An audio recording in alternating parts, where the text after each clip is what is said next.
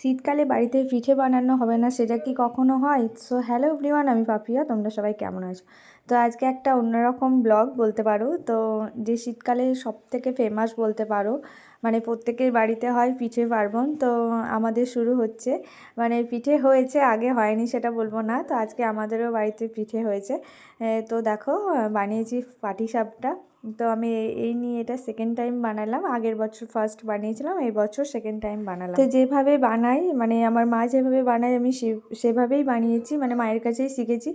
তো ফার্স্টে চালের গুঁড়ো আর রুল ময়দা এর সাথে মিক্স করে নিয়েছি ভালোভাবে। তারপরে যেটা তোমার ক্ষীর বা চাচি একটা করতে হবে, তার সাথে অল্প একটু চিনি দিয়ে ঠিক করে নিতে হবে, মানে যেমন মিষ্টি খাবে সেরকম মতো করতে হবে। আর প্রথমে কিন্তু একটু ভয় লাগছিল যে কীরকম কি হবে কি জানি, তারপরে কিন্তু করতে করতে কোনো অসুবিধা হয়নি।